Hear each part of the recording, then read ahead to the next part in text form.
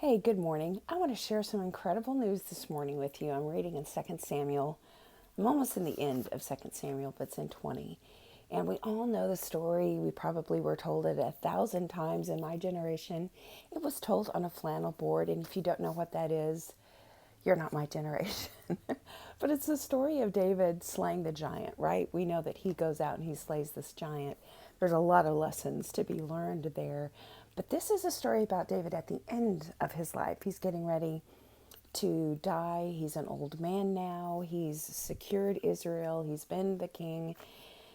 And it's so interesting. The descendants of that giant that he slew as a young shepherd boy come against Israel again. There's four of them. One had six fingers on each hand and six toes on each foot.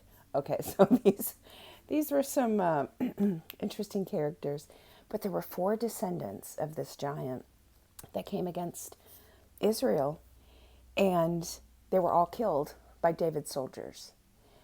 And that one statement got me to thinking about some incredible things. And so, what I do is when I read something in the Bible that just makes me puzzled, that makes me scratch my head and sit and ponder, I invite the Holy Spirit into that process. And okay, Holy Spirit, show me what I'm supposed to know here. I'm just going to read you from my notes the things that were sort of brought to my attention. So, in his youth, David had the faith to face a giant. The result was victory. Okay, he killed the giant.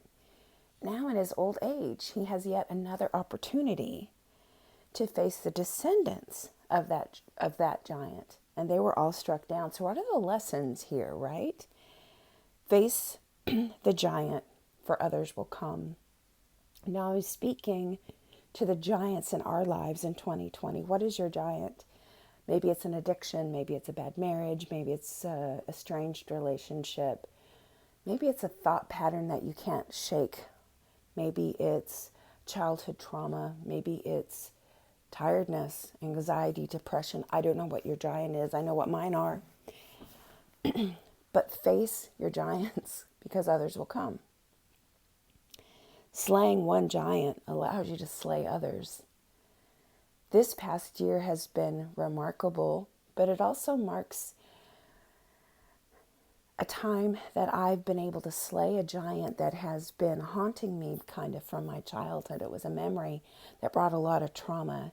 And this year I slayed that giant. I put it against God's truth, and God's truth won and healed some things in me. So have the faith to slay your giant.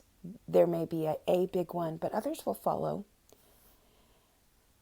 More than likely, the first giant won't be your last. You'll slay one, others will come. It won't be your last. But if you slay one, the others are a cinch. They're not a cinch. I don't mean to make light of that. But slaying, just know others will come. Because here's another incredible truth. Slaying giants then becomes your norm. Look at what happened to the original giant that David slew. There were an entire army of Israel who were too chicken to face the giant. David did. Toward the end of his life, he's still slaying giants. When we slay giants, it becomes our norm. Isn't that incredible? We are meant to slay giants. Did you know you're meant to slay giants? How do you know that? Look at Jesus. Let's bring that back to Jesus. He slew the ultimate giant, meaning death. Nobody else had conquered death before, yet he did. That was his purpose on earth, right? He conquered death so that we wouldn't experience it. We don't have to fear the giants. We can face them from a position of victory. That's a whole other post that I'm going to talk about of how we face things from a place of victory or from a place of defeat. But you are meant to slay your giants. And when we do it in the strength of God, we win. So go be a giant slayer. Be blessed.